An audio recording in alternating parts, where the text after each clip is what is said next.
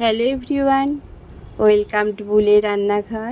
আজকের recipe chicken leg piece এইভাবে রান্না করে দেয়। এখানে আমি 6টা লেগ পিস নিয়েছি। প্রথমেই লেগ পিসগুলো ভালো করে ধুয়ে হলুদ নুন মাখিয়েছি।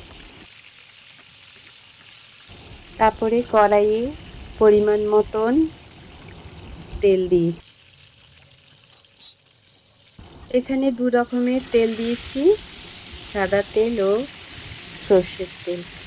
তেলটা যখন গরম হলো এক এক করে লেগ পিসগুলো ভেজে নিলাম।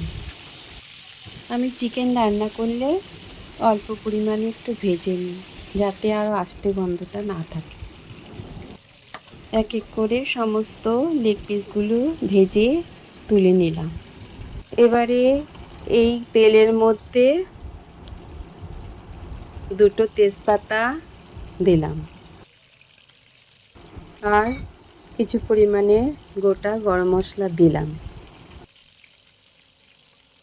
এগুলো যখন একটু ভাজা ভাজা হয়ে যাবে, আলাদা একটা গন্ধ আসবে, তখন মশলা বাটাটা দিয়ে দেব। মিক্সিতে এখানে সব কিছু আমি একসাথে বেটে নিয়েছি, যেমন আদা, পেঁয়াজ, রসুন, কাঁচা লঙ্কা, শুকনো লঙ্কা সব একসাথে বেটেছি। এখানে কোচানো টমেটোগুলো দিয়ে দিলাম।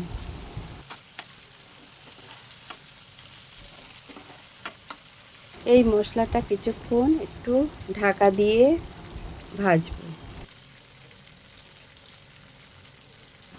মশলার যে কাঁচা একটা গন্ধ আছে সেটা চলে যাবে। এবারে ঢাকাটা তুলে দিলাম।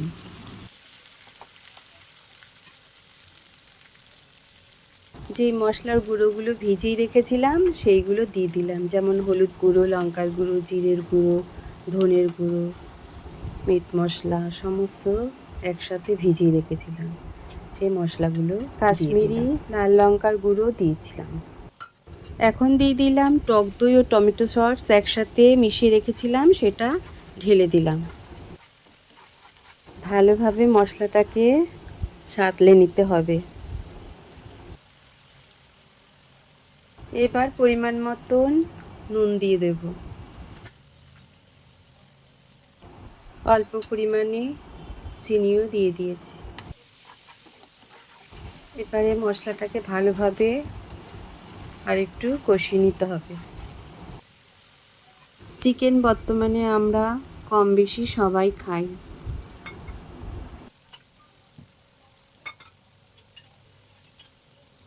অল্প পরিমাণে মশলার বাটি ধুয়ে একটু জল দিয়ে দিলাম। মশলাটা যত কষানো হবে ততই টেস্টি হবে।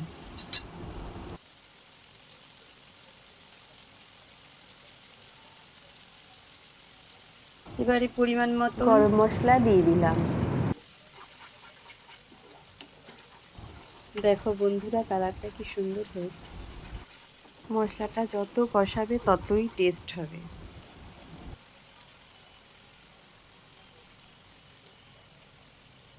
এবারে এক এক করে চিকেনের লেগ পিসগুলো দিয়ে দেব। এবারে লেগ পিসগুলো গ্রেভির মধ্যে একটু মিশিয়ে দেব।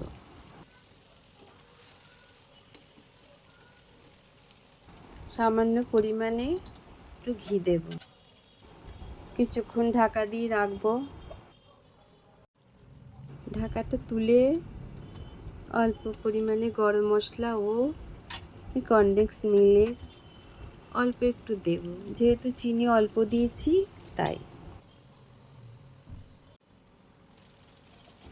বন্ধুরা, তোমরাও একবার বাড়িতে এইভাবে তৈরি করে দেখো, ভালো লাগবে।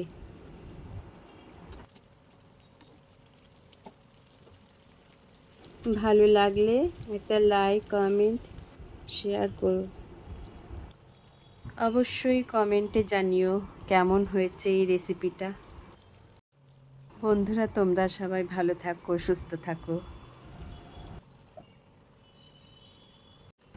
এবারে কিছুক্ষণ ঢেকে রাখবো, তারপরে গরম গরম পরিবেশন করব।